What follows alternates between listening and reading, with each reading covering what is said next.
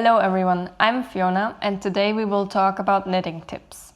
After 4 years of knitting, there's some things I really wish someone would have told me sooner to save me from some of the struggles. Like for example, an Italian bind-off doesn't actually have to be that hard, and I maybe shouldn't have started a full-on brioche knit as one of my first garments. So grab your knitting and get yourself a drink. I got a coffee here. And then let's talk about all of my mistakes, so hopefully you don't have to make them too.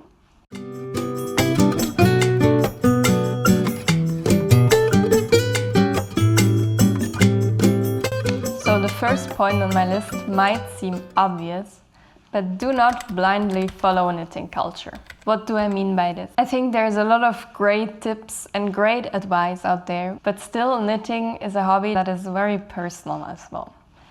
You usually knit things you wear on a daily basis that really reflect your personality, your style, your color choices and your preferred fit. The internet can be an amazing place and there's a lot of inspiration out there, but it's also quite restrictive. And one example of this is, I do think that difficulty ratings should not be seen that strict. You see a lot of videos titled Garments for Beginners or Where would I start if I would start knitting? And a lot of the advice is around starting small, starting simple, suggesting patterns that are also really clear to understand, mostly plain stockinette and not including many difficult techniques. While I do agree that it's great that we have those difficulty ratings, I think they shouldn't be seen as a barrier or as a restriction. If you're new to knitting, it doesn't mean that you can only knit beginner garments. You should be knitting what you get excited about, what you really like, what you see. And if you see a pattern that you're super excited about, but maybe it's intermediate or there's some techniques in there you didn't hear of yet, go for it. We have the internet, it's a great resource. You can look up the techniques, you can learn as you go. You will become a better knitter in the end if you don't only knit beginner garments, but actually knit something that you enjoy to wear and that you're really excited about. If, as a beginner, you get excited about a more advanced project that has some new techniques, the difficulty rating tells you that it might take you longer, or you might have to spend some more time in actually learning new techniques and maybe have to even unravel it once or twice till you get the result you like. But it shouldn't mean you cannot knit this at all. As I said, there's enough resources out there that you can teach yourself, and I'm an example of that too, because I already started very early on in my knitting journey to knit garments, which I think is not a typical beginner project. You would start with scarves or maybe a blanket or eventually even socks, even though I think they're quite difficult to knit as a beginner. But to be honest, I don't think knitting a scarf would have made me as excited about knitting and really seeing my first garment come to life. So be creative, get curious and see what's out there. The next point on my list is related to bringing knitting to the digital age. Maybe you have seen some of the videos where there's people knitting and they have this really cute manual notebook where they write down all the information about the pattern and about their current project. Either you really enjoy that and you love it, or you saw that a lot of times on the internet you bought a cute notebook but then you never use it, you didn't really write anything down in there and it just doesn't work. I had the same issue and I actually found a solution for me that I never heard anyone mention, so I thought I want to share it with you in case it's relevant for someone else out there as well. I take digital notes for my knitting. It might sound a bit counterintuitive, as people usually like to associate knitting with being offline, but having my notes digital just helps me really follow up with the notes and keep them up to date more. I just use a basic notes app and then I write down my notes about my knitting projects when I'm on the go. When I'm knitting, I don't always have a notebook next to me, but usually I do have my phone somewhere in reach, so I can just quickly type in a note there. Or even if I knit something and then I quickly have to leave the house, I can pull up my phone on the bus and usually I still remember what I wanted to note down and I just put it in there. So for me, this way is a lot more flexible than having a physical notebook and really helps me follow through on taking notes on my knitting project. And a little bonus point is that you can actually copy paste the notes directly into your Ravelry project, so you don't have to type it from your manual notebook. Let me know how you take notes. Maybe there's already people out there who do it digitally, but I personally never heard someone on YouTube talk about it, so I thought it's worth to mention. And while we're on taking notes, really write down which size of the pattern you're following. That's something I didn't do in the beginning. Now, if I look back at my projects, I really would love to knit a second sample, but I just forgot which size I followed and which needle size I used. So I wish I would have written it down earlier on. If you're not good at writing knitting notes, that's the one thing I would really suggest you do. Just start writing down which size and the pattern you follow. I think it was Kutowa Kika, who said that she always circles the size in her printed out instructions, which I really liked and also started doing. It can be as simple as that, but make sure that you write that down somewhere because you might want to use it later on. And then if you have a bit more capacity, also write down the needle size you used. The bare minimum I really suggest everyone do. Quick mood switch. It's a new day. I didn't continue filming last time anymore, but to keep it a bit consistent, I'm wearing the same outfit. And it's very warm and sunny today, so I switched my coffee for a water. But I hope you still enjoy your knitting. And let's continue with the next tip. With the next point, I am aware that I'm contradicting myself a bit to what I just said. But from personal experience, I struggled so much with this that I really want you guys to avoid it if possible, or at least to be aware of it. So my next tip is maybe a bit unconventional, but do not start a full-on brioche garment as one of your first garments ever. I know I just said that you shouldn't look too much on the difficulty levels, and brioche would maybe be also a more advanced category. But for me, it's not actually the difficulty while I struggled with this so much, but the nature of the stitch. I'm not sure if I can explain it properly, but with brioche you do a lot of yarn overs and you basically knit it in a way that one row you do a yarn over and the next row you knit the stitch every other stitch. So then this kind of rib looking pattern appears. I knitted the Agnate cardigan from Petite Knit as my let's say second full garment, and like one test sweater before and one proper sweater. And then I thought a cardigan would be the next best project, which was a good idea, but maybe not a full brioche cardigan. There's a couple different reasons why I struggled with this. First of all, it took me ages to finish. I think I knit more than a year on this. And as I was a new knitter and a beginner at the time, I also didn't have an additional project going because I was too scared. Because I thought that, I don't know actually what I thought, but I didn't have a second project going and I was just knitting on this and progressing very slow. I did enjoy the knitting process though. It was very satisfying to knit, but because it took me so long, I think I didn't progress as fast in my first 2-3 years of knitting, because I was just stuck on this project. So, and it didn't really motivate me to learn more and to knit more, even though I really enjoy what came out of it. The second point why I wouldn't recommend it is that brioche is, for me at least, a bit unpredictable in how the finished block garment will turn out. I will show you a whole picture of this. I don't know if you can properly see it now. So I followed the pattern of the Agnate cardigan by Petite Knit, which is a very well written pattern, easy to follow. And the jacket itself also looks really, really cool with those shoulder details and the way the increases are made really seamlessly on both the front and the back. But as I knitted with so little experience, I really did not know how to approach fit with this kind of knit. So it ended up way too big.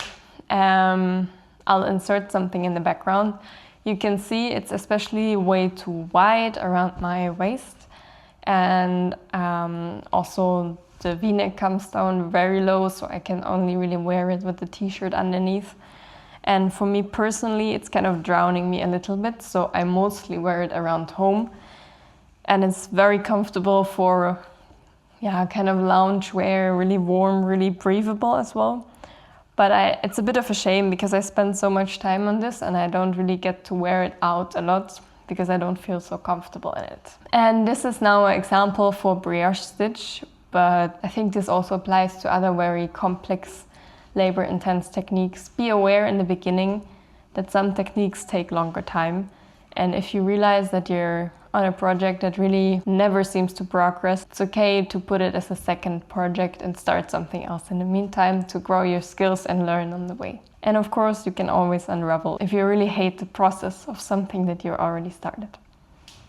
Overall, I did enjoy it and I would probably make it again, but I'm also a bit scared that it will turn out too big once more and I will never have a cardigan that fits me well. Reason for this was maybe not just the stitch or the instructions, but also that I did not make a proper gauge swatch.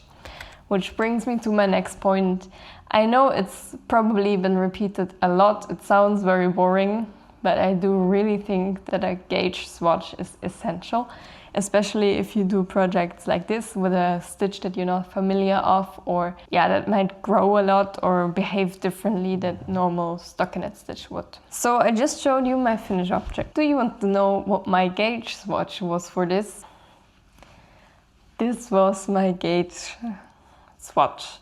So I thought, being a very new knitter, that it would be smart to save the expensive yarn I used on the gauge swatch. As you see already, this is very wonky and stretches a lot, but it's also way too tiny to properly see how it behaves after blocking. So actually my point is not only make a gauge swatch, please really do make a gauge swatch. It will be worth the effort if you plan a bigger project or more labor-intense project to make, first of all, a gauge swatch in the stitch the pattern is using and the needle size. But then also please make a gauge swatch that's big enough. Don't be me, don't think this is good. This is not big enough.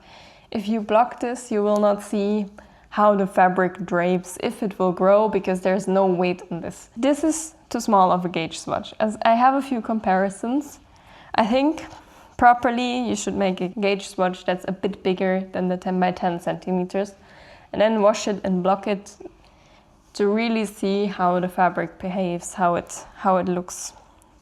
So I have a few examples here.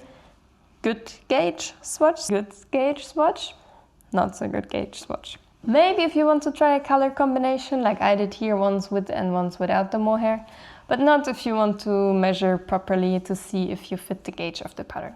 I'm gonna shut up about the gauge swatch, but please consider it. It would have been worth it for me definitely to spend even 4 times the amount of time on the gauge swatch if I would have then had a cardigan that fitted better, that I would actually wear more. I'm trying to warn you here, but then I also think every knitter will at some point make this mistake. A bit as a lesson you have to learn yourself to then really take the gauge swatch more seriously. But well, I tried, so do with that information whatever you want. Another one that might be obvious for some of you, and is also a bit crazy to me now to say as a tip, is use Ravelry. It's a bit embarrassing almost, but when I started knitting, I thought that YouTubers or knitting influencers like Kutova Kika and Petite Knit are the only thing that exist. And only very late did I discover Ravelry. So for those of you who never heard of it yet, I definitely wanted to mention it. Besides that I cannot say this word, Ravelry is great. It's basically like a knitting Facebook, so people post their projects there, but the main advantage it has is that it's a huge pattern resource. Everyone can upload patterns there and sell their patterns there, so it's a great resource to find the patterns of the popular designers, but also patterns designed by newcomers, and then look at different projects that people actually made out of those patterns or those suggestions, and then see a bit what is possible and maybe also follow someone's notes on modifications. You can really get creative, and I feel like it's a bit of a knitting safe space on the internet. Give it a try. I really can recommend you to check it out and get inspired. I personally found a lot of my favorite designers there with just browsing around a bit and clicking through. Now we talked a lot about kind of the whole knitting culture, mindset, some very practical tips. I also definitely wanted to mention knitting materials in one section. And here I want to talk about circular needles. I know circular needles are talked about a lot, and probably most of you have heard of them already. So I don't want to talk too general about the concept of them. I think we all agree they're a great invention. They make knitting much more fun and easy.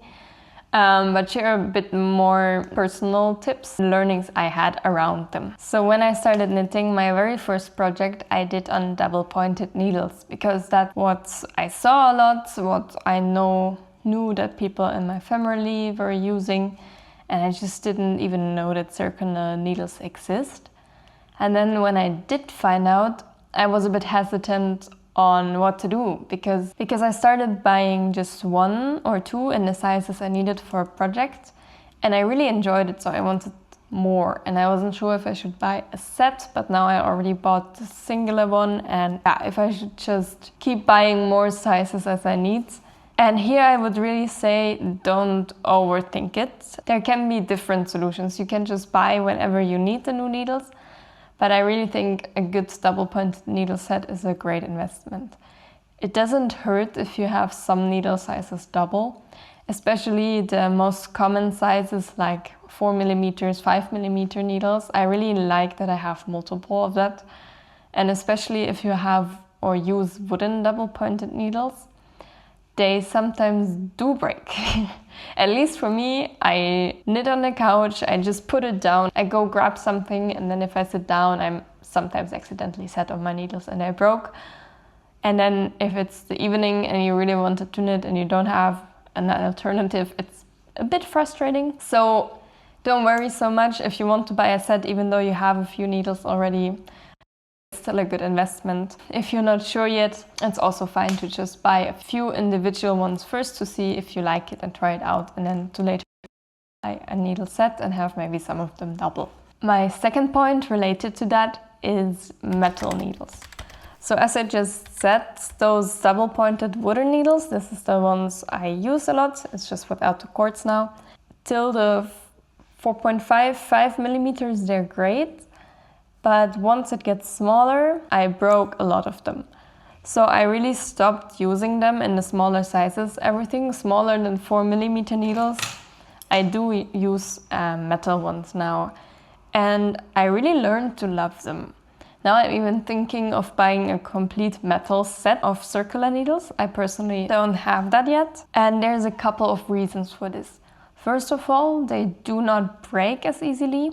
And even if they bend a bit, I just can usually bend them back and it's fine again. But I also can knit with them more tightly and more evenly. I have the feeling the wool is sliding off a bit easier, and it's great when knitting with materials that are a bit sticky on woolen needles.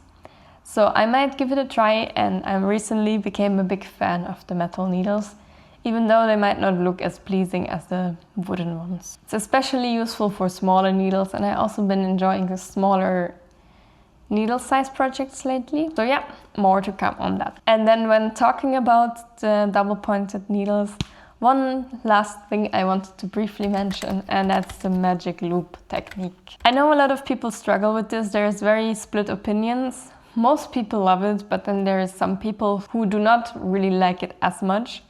And I think for part of them at least, it's because they didn't really learn how to do it properly. And I was one of those people in the beginning. And let me just show you. I brought my latest project with me, where I'm knitting some sleeves on circular needles. So perfect example. So what I learned, the actual secret to magic loop is to pull out two sides of the rope. So when you knit magic loop, you want your needles to look like this in the beginning, and then you would knit like this. I hope this is visible. So you knit here, but you have those two ears kind of hanging out, and then you just knit on one side, and you're here again, you switch just exactly like this. So let's imagine I knit till here, then you turn and pull this needle out and knit here again till you're there. And you should always have 2 sides of cord sticking out. This is the way where it's enjoyable. So not like this with only 1 side of cord sticking out and then trying to kind of push everything against needle and knit like this. That will not work. You will stretch your work here too much and it's just not so enjoyable. So maybe this was the point stopping you, maybe not, but if you never tried it like this before, try it again. I really enjoy knitting magic loop like this and I knit everything now on my circular needles. Talking about technique, another thing I learned after 4 years of knitting now is that YouTube almost always has a better way. Or maybe if you hang out more on Instagram or TikTok, the internet does have almost always a better way. So maybe that's the one you waited for, on how the Italian bind-off is actually easier than you think. For all the techniques that I struggled so far, I only this year discovered that usually someone on the internet had the same struggle and there's a better or easier or faster way on how to do it. My biggest learning personally was on the Italian bind-off. I did take quite a long time binding off with the needle like this, just threading to everything, trying to make sure it looks properly, to the point that one time binding off a sweater, even my wrist and elbow hurt a lot trying to do it, because it just took me so long and it was so repetitive, that I really went on YouTube and started searching, thinking there must be a better way or I must be doing something wrong. And I heard before that there's easier ways to do things, but somehow I always associated it with being the sloppy or the not so right way of doing it. Till I watched the videos and discovered that that's actually not the case at all. Most of the times it's exactly the same, the same way of stitching or the same kind of knitting technique, but just a smarter way of doing the stitch itself. So for the Italian bind-off, please look it up on YouTube. I can really recommend it to you. They suggest you to not only go 1 by 1 through the loops, but there's some loops you can combine and just thread the needle through both of them already before you pull through the whole yarn. And that saved me so much time now recently in all of the projects. It's really ridiculous that I didn't look at this earlier and I didn't learn it earlier. Then probably I would have finished so many projects in just one evening instead of almost dragging it over a whole week till finally I bound off. And the same is true for color works or kind of different kinds of sewn edges or the correct seamless way on how to pick up stitches on different parts of the garment. These are of course just some techniques that I recently found and that I really enjoy now, or I was a bit struggling before, like with the Italian bind-off where it took me so long. If you recently found a similar technique that really helped you in your knitting or that you really like, please let me know in the comments. I'm always looking for more tips and tricks on how to become a better knitter. That was everything I could think of for today. Feel free to go and check out the techniques you're struggling with on YouTube. Maybe you'll find some cool new tips. Or if you want to get inspired, feel free to stay here and watch my video on t-shirt knitting patterns and which kind of pattern I would choose to actually get a lot of wear out of it during the summer. So have a nice day and see you next time. Bye bye!